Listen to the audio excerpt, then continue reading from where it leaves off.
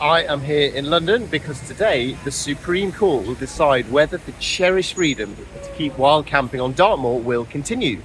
Now, there's been a right to wild camp on Dartmoor for ages informally, but it was enshrined in law in 1985. But it now faces a challenge from Alexander Darwall, who bought himself a 4,000 acre estate in Dartmoor to go alongside the 16,000 acres he already owns in Scotland. Now, Mr. Darwall's arguing that wild camping should now be banned on his massive Dartmoor estate and that it shouldn't be considered as open air recreation. A 2023 court ruling banned wild camping, and just think for a moment what a tiny inconsequential act this is he's trying to get banned. This isn't talking about idiots turning up in vans, sleeping in a tent, leaving all their rubbish behind. That's fly camping, not wild camping, which really takes pride in leaving no trace and treating the land and other people with respect.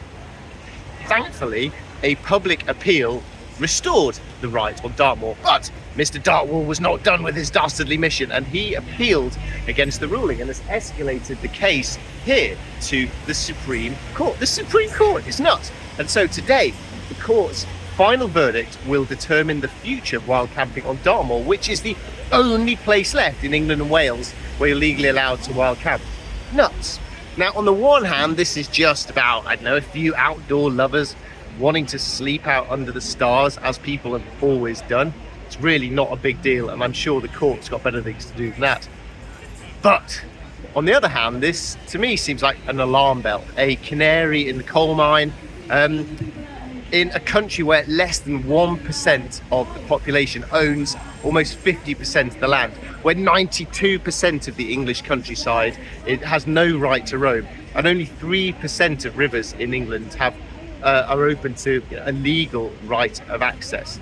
This is a country where kids spend less time outdoors than prisoners, where 1 in 9 children have not set foot in a natural environment in over a year. And so we've ended up with rivers, hills and woods that are nice to look at out the window, but they're no longer a meaningful part of our lives.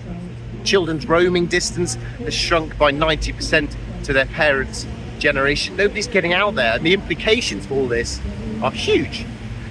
The mental and physical benefits of being active in nature are well known, and massive benefit when the NHS is on its knees. But the issues grow even wider than that, because as our society becomes ever more disconnected from the wild world, we don't notice what we're losing. We don't notice the shifting baselines as our wild places are eroded and species plummet. Yeah, people dropping litter in the countryside is annoying, of course, and that needs to be addressed, of course, as do dogs chasing livestock and prats hanging dog poo bags on fences, of course. But the real environmental damage, the real harm is being caused every day by illegal sewage dumping, soil and nutrient runoff, pesticide use, overgrazing, habitat destruction. And much of this goes on entirely unnoticed because no one's out there to witness it. We are so separated from the natural world that we don't pay enough attention to the catastrophic impact on the land, the waterways and the climate that our food choices have. It's insane. We are sleepwalking into a sad and very silent spring. So yes, the people gathered here today at the Supreme Court, yes, we object to a millionaire telling us that we can't walk over the moors to sleep under the stars. But more than that, this challenge has ignited a new land rights movement to challenge the notion that our rights to belong in the countryside and on our landscape should remain the luxury of a narrow elite of landowners.